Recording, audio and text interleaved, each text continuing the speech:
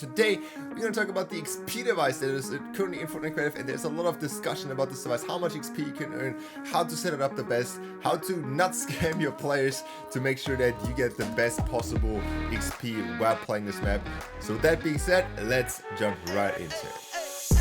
I think you only love me cause I'm poppin'. This a layup, this a rebound, then it's robbing. Tyson with the fade, not the air, my hands rocking.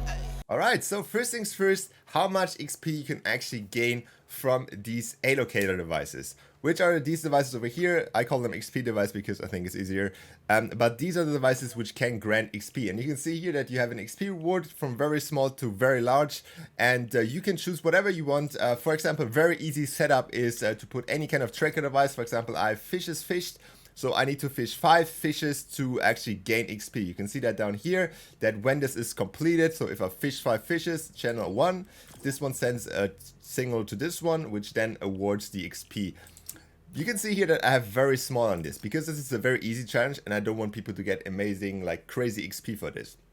But obviously, that is not the only thing that determines how much you XP actually get.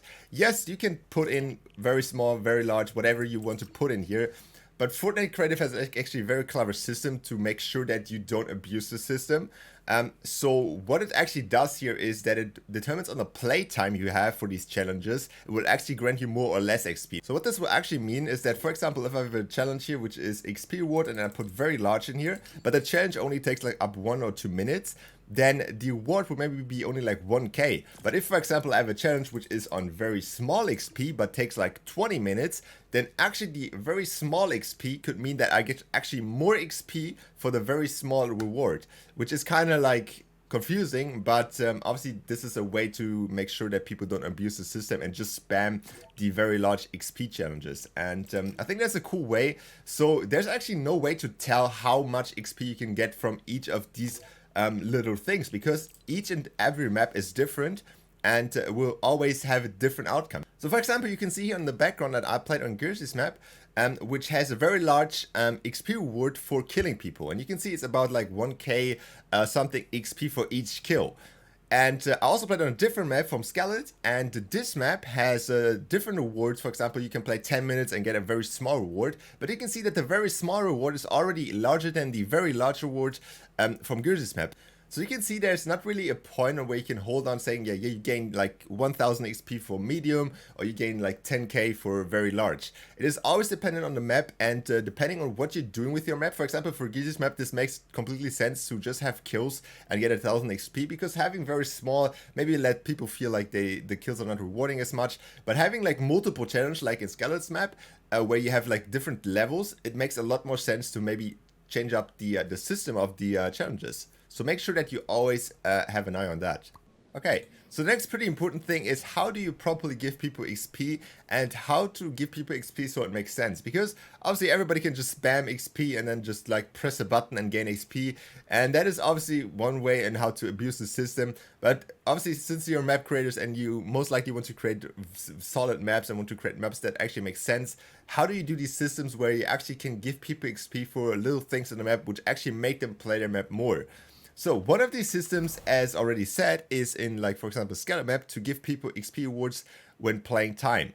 One other very cool system, which other than just playing by time, is, for example, using the tracker again, because I think the tracker now is really valid with this new XP device, and because it has so many new options. There's a setting in here which is called distance traveled. Distance travels on foot, on vehicles, jumping, stuff like that. There's so many cool new options, and for example, if you put it on foot, you can have like explore the island for like 10,000 footsteps or something. And that will make people just explore the island, play on your island, and actually they gain an XP from it. So it's a win-win situation for everybody. And you should really consider doing stuff like little challenges that give a little bit of XP for cool things where they can explore your map. So for example, I have this map right here, which is like, so this map was basically just done for the tutorial, but I kind of overdone it a little bit and just turned it into a real map for whatever reason. But what I wanted to do here is that people just run around a little bit and check out the island to see what they can do here. I just don't want people to go into the PvP arena over there and just fight there. So it is basically a win-win situation where you kind of force people to go around the map if they want the XP reward reward. But they also learn about the map, maybe like some hidden secrets or whatever.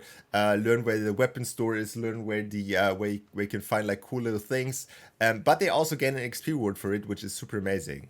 Okay, so the last thing on the list is how do you even get the XP on the map that you just created? Because obviously if you just start the map, you don't gain anything. Like people would think that the device is broken or something, but actually you have to submit the map for discovery to, or I think featured works as well, to start getting XP on the map. But even then, if you just got approved, that doesn't mean that you immediately have the XP on your map. So for example, this map got approved for discovery, but it does not have XP yet. The reason for that is because the XP first has to be calibrated, which for some people took like up to 5 hours, I think. And then you gain this little XP reward, and you can also see that people that have an XP reward map, they have this like little XP tag on their maps, and you can see that these maps can actually gain XP. And from there on, so basically every time you republish a map, you basically have to wait until the XP is recalibrated again. So don't freak out if the map got approved but does not have XP yet. You can always see that on the XP store if the map got calibrated for XP, which obviously means that they have to put the right amount of XP for the right challenges and stuff like that. You will get this little tag, and you can see then you have XP on your map. The map will be playable normally, but without XP before that system, before that process, and then you can play it with XP as soon as it got calibrated. And I think this whole system is really cool. Again, it's pretty sad that again it is only for the people that have a code. But hopefully that changes with Creative 2.0, like this whole code system. I don't like it. I still don't like it. It is not a good system. But I think Fortnite did a mistake at the beginning of Fortnite where they thought like this is a thing that works properly. Obviously, this is not again a rant about the code system. I think we talked about that quite a bit. I think the XP system in itself is a really cool system, really helpful for creative to get people playing more creative map, longer on creative maps especially, to gain that XP. And yeah, definitely let me know what you think about the XP device. Don't forget to leave a like, subscribe, and I will see you guys back in the next one. Bye.